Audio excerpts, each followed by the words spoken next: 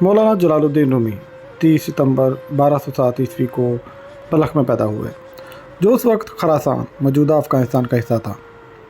ان کا اصل نام محمد بن حسین تھا اور جلال الدین ان کا لقب تھا، جس کا مطلب ہے دین کی شان۔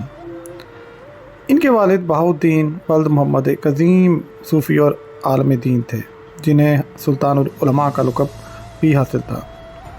رومی کا خاندان بلخ میں مقیم تھا، لیکن منگولوں کے حملے اور فوجوں کی پیش نظر انہیں بلخ چھوڑنا پڑا۔ خاندان نے کئی شہروں کا سفر کیا، جس میں نیشاپور، بغداد، مکہ مکرمہ، دمشق اور آخرکار کونیا شامل تھے۔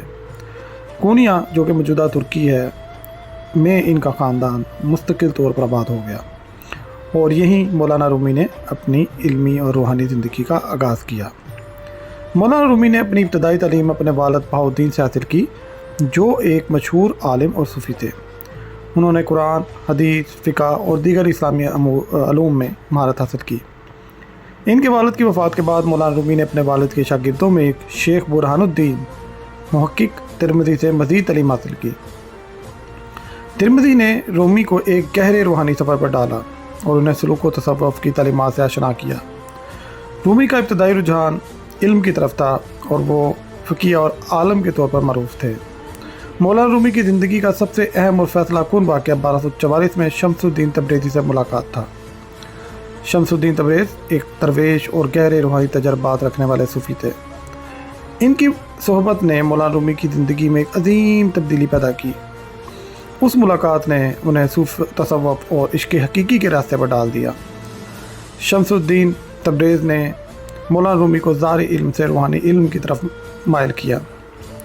رومی نے اپنی زندگی میں شمس کو بہت زیادہ اہمیت دی اور ان کی رفاقت کو ایک روحانی سفر کے طور پر دیکھا جاتا ہے۔ شمس الدین تبریز کے ساتھ ان کا رشتہ اتنا گہرا تھا کہ رومی نے اپنی شاعری میں ان کے لیے ایک خاص مقام محفوظ رکھا۔ مولانا جلال الدین رومی اور شمس تبریز کی داستان صوفیہ تاریخ کی ایک گہری اور دل کو چھو لینے والی کہانی ہے۔ ان کی ملاقات نے مولانا رومی کو ایک عالم دین سے دنیا کے عظیم ترین صوفی شاعر میں بدل دیا۔ شمس الدین تبریز ایران کے شہر تبریز سے تعلق رکھنے والے ایک درویش اور صوفی تھے۔ ان کی شخصیت بہت منفرد اور غیر روایتی تھی۔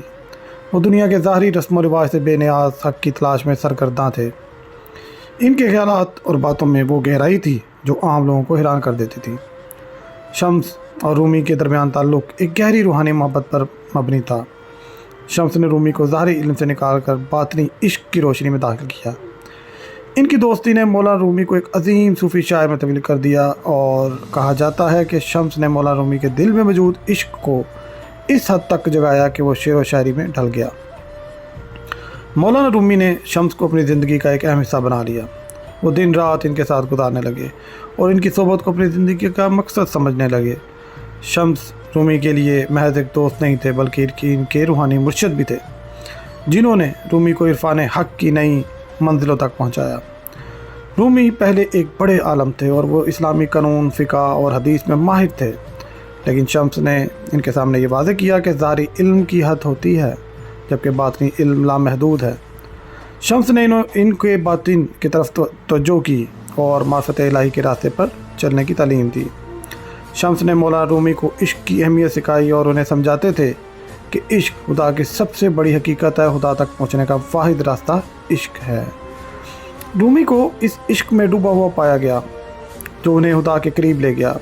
انہوں نے اپنے آپ کو خدا کی معرفت میں فنا کر دیا اور شمس کے ذریعے انہوں نے یہ سمجھنے کا موقع ملا کہ عشق صرف لفظوں کا کھیل نہیں، بلکہ ایک روحانی تجربہ ہے جو انسان کو اپنی اصل حقیقت سے روشناس کراتا ہے۔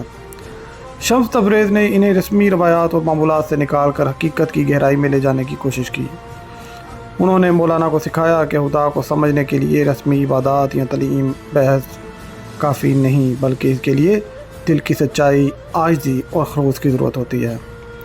شمس نے رومی کو سکھایا کہ روحانی راستے پر چلتے ہوئے صبر اور برداشت ضروری ہیں۔ عشق کی راہ میں بہت سی مشکلات آتی ہیں، لیکن اس مشکلات کو جھیلنا، دل کو صاف رکھنا اور ہمیشہ حقیقت کی تلاش میں رہنا ہی حقیقی روحانیت ہے۔ شمس نے انہیں اپنے دل کو پاک کرنے، انا کو مٹانے، خدا کی رضا میں راضی رہنے کا درس دیا۔ شمس نے مولانا رومی کو فنا فی اللہ کا فلسفہ سکھایا، یعنی اپنی ذات کو خدا کی محبت میں مٹا دینا۔ اس مقام پر پہنچنے کے لیے انسان کو اپنی انا خواہشات دنیاوی تمام تر جو دنیاوی علائق ہوتی ہیں ان سے آزاد ہونا پڑتا ہے۔ شمس نے مولانا کو یہی سکھایا کہ خدا کی قربت حاصل کرنے کے لیے اپنے آپ کو مکمل طور پر مٹا دینا ضروری ہے۔ شمس تبریز نے مولانا رومی کو ہوش شناسی کا درس دیا۔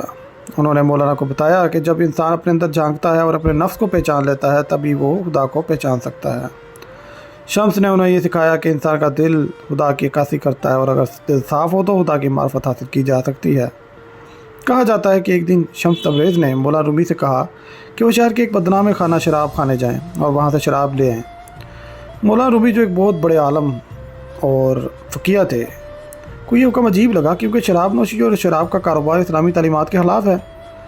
رومی نے شمس کے حکم کو قبول تو کیا لیکن وہ حیران اور الجھن میں تھے کہ ایک صوفی استاد انہیں ایک ایسی جگہ کیوں بھیج رہا ہے جہاں جانے کا تصور بھی نہیں کیا جا سکتا اور گناہ کا تصور کیا جاتا ہے۔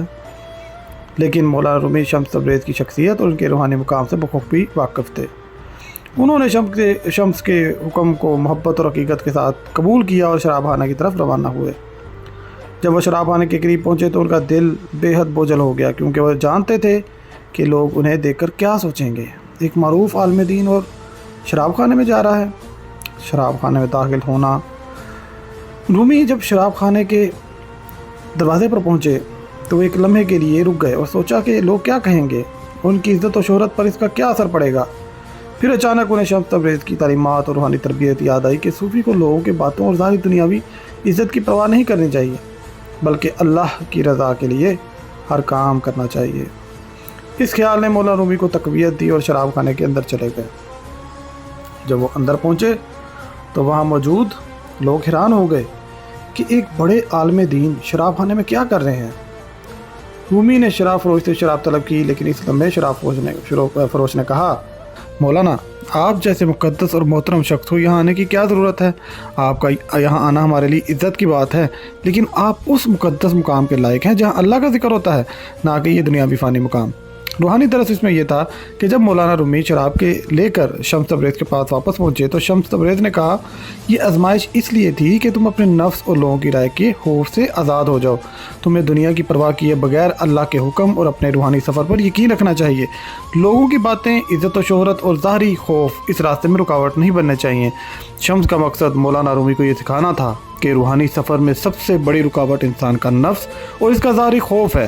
ایک صوفی کے لیے یہ ضروری ہے کہ وہ ظاہری دنیا کی پرواہ نہ کرے اور اللہ کی رضا کے لیے ہر امتحان میں کامیاب ہو۔ مولانا رومی اور شمس تبریز کی حکایات صوفیانہ تعلیمات اور گہرے روحانی تجربات کا عکس ہیں جن میں عشق الہی، معرفت اور انسان کے روحانی سفر کی گہرائیوں کو بیان کیا گیا ہے۔ ان دونوں کی ملاقات کے بعد کے واقعات پر مبنی حکایات میں تصوف کی پیچیدگی اور عشق حقیقی کا گہرا فلسفہ پوشیدہ ہے۔ شمس تبریز کا سوال ایک مشہور حکایت میں بیان کیا جاتا ہے کہ جب شمس تبریز پہلی بار مولانا رومی سے ملے تو انہوں نے ان سے سوال کیا، بایزید بستامی کے بارے میں تمہاری کیا رائے ہے؟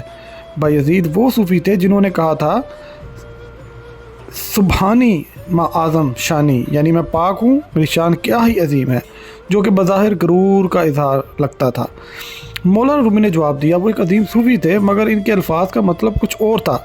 شمس نے کہا، نہیں، بایزید اپنے محدود ظرف کے سبب اس حد تک پہنچا تھا، لیکن اگر اس کا ظرف وسیع ہوتا تو اپنے مقام اپنے آپ میں فنا ہو جاتا۔ جیسے نبی صلی اللہ علیہ وسلم نے فرمایا، سبحانک ما عرفناک حق معرفتک، اے اللہ تو پاک ہے، ہم نے تجھے ویسے نہیں جانا جیسے جاننے کا حق تھا۔ یہ حکایت ظاہر کرتی ہے کہ شمس کا نقطہ نظر عشق الہی میں فنا اور خودی کو مٹانے کا تھا، جبکہ رومی ابھی تک فکری سطح پر تھے اور شمس نے انہیں اس سے اوپر اٹھا کر معرفت کی نئی بلندیوں تک پہنچا دیا۔ شمس تبریز کا کنواں اور مولانا رومی۔ ایک اور اہم حکایت میں ذکر آتا ہے کہ مولانا رومی درس دے رہے تھے کہ شمس تبریز اچانک اس کے پاس آئے اور ان کی کتابیں کنویں میں پھینک دیں۔ رومی کو یہ دیکھ کر شدید غصہ آیا کہ کیونکہ وہ علم اور کتابوں کی بہت اہمیت دیتے تھے۔ شمس نے کہا، تم علم کتابوں میں ملتا ہے لیکن حقیقت کنویں کے اندر ہے، اپنے دل میں جھانکو۔ اس پر رومی کو احساس ہوا کہ حقیقی علم کتابوں میں محدود نہیں بلکہ دل کے اندر موجود ہے جہاں عشق الہی کا سر چشمہ ہے۔ یہ واقعہ ان تبدیلی کا عکاسی کرتا ہے جو شمس کی صحبت نے رومی میں پیدا کی اور ان کا ظاہری علم ایک گہری باطنی حکمت میں بدل گیا۔ رومی کا اپنے دل کی کتاب پڑھنا رومی اور شمس کی ایک اور حکایت میں کہا جاتا ہے کہ ایک دن شمس تبریز نے رومی سے کہا، اپنی کتابیں پڑھنے کی بجائے اپنے دل کو پڑھو۔ اس وقت رومی ظاہری علم اور کتابوں میں بہت زیادہ مشغول تھے، مگر شمس نے انہیں اپنی باطنی دنیا کی طرف متوجہ کیا۔ رومی کو شمس کی صحبت میں یہ سمجھ آیا کہ سب سے بڑی کتاب انسان کا دل ہے، اور جب یہ دل اللہ کے نور سے منور ہو جاتے ہیں تو ہر راز خود بہت منکشف ہوتا جاتا ہے۔ رومی کی مثنوی اور شمس کا ذکر۔ رومی کی مثنوی مانوی میں کئی حکایات ایسی ہیں جو شمس کی تعلیمات کا عکس ہیں۔ مثال کے طور پر ایک حکایت میں رومی نے ایک پروانے اور شمع کا ذکر کیا، جس میں پروانہ اپنی جان کو شمع کے عشق میں فنا کر دیتا ہے۔ یہ تمثیل مولانا کے اپنے روحانی تجربے کی عکاسی کرتی ہے، جہاں وہ شمس کے عشق میں اس کو فنا کر دیتے ہیں اور اس فنا میں بقا کا راز پاتے ہیں۔ مولانا کی پوری مثنوی ایک طرف شمس کی محبت اور اس کی تعلیمات تسلسل ہے، ہر کہانی، ہر تمثیل اور ہر حکایات عشق کی بلندیوں اور حقیقت کی گہرائیوں کی طرف اشارہ کرتی ہے، جسے مولانا نے شمس کی رفاقت میں دریافت کیا۔ رومی اور شمس کا دوبارہ ملنا۔ ایک حکایت کے مطابق شمس کی اچانک گمشدگی کے بعد مولانا رومی سخت غمگین تھے اور انہیں ہر طرف تلاش کرتے رہے، لیکن ایک رات شمس خواب میں آتے ہیں اور کہا، تم نے مجھے کھویا نہیں، میں تمہارے اندر ہوں۔ یہ خواب رومی کی روحانی معراج کا اشارہ تھا، جہاں انہوں نے شمس کو ظاہری وجود میں نہیں بلکہ اپنے باطن میں پایا۔ یہ حکایت اس بات کی عکاسی کرتی ہے کہ رومی کے لیے شمس اب صرف ایک استاد یا دوست نہیں رہے تھے، بلکہ ان کی روحانی زندگی کا محور اور مرکز بن چکے تھے۔ شمس کے جانے کے بعد رومی نے اندرونی طور پر وہ تمام راز پا لیے جو ظاہری صحبت میں چھپے ہوئے تھے۔ رومی اور شمس کی یہ حکایت نہ صرف ایک استاد اور شاگرد کے تعلق کی عکاسی کرتی ہے، بلکہ روحانی راہ کے اس سفر کو بھی ظاہر کرتی ہے کہ جہاں ظاہری علم کی حدود ختم ہو کر عشق اور معرفت کی نئی راہیں دکھاتی ہے۔ شمس تبریز کے اچانک غائب ہونے نے مولانا رومی کو بے حد افسردہ کر دیا۔ شمس کی جدائی نے مولانا رومی کی روحانی اور شاعرانہ زندگی میں گہری تبدیلی پیدا کی۔ اس دوران رومی نے اپنے مشہور کتاب دیوان شمس تبریزی لکھی، جس میں انہوں نے اپنی گہری روحانی تجربات اور شمس سے محبت کو اشعار کی شکل میں بیان کیا۔ مولانا رومی کی مشہور تصنیف مثنوی مانوی ان کے تصوف اور فلسفے کی عکاس ہے۔ اس کتاب کو اسلامی تصوف کی بنیادی کتابوں میں شمار کیا جاتا ہے اور اس کا مقام اور مرتبہ بے حد بلند ہے۔ مثنوی میں مولانا رومی نے انسان کی باطنی دنیا، عشق الہی اور روحانی سفر کی حقیقت کو تفصیل سے بیان کیا ہے۔ مولانا رومی کی تعلیمات کا مرکزی محور محبت، عشق الہی اور انسان کے باطن کی پاکیزگی ہے۔ انہوں نے اس بات پر زور دیا کہ انسان کو ظاہری دنیا سے زیادہ اپنے باطنی حالت پر دھیان دینا چاہیے۔ ان کے نزدیک حقیقی علم وہ ہے جو دل کو روشن اور انسان کو اللہ کے قریب کرے۔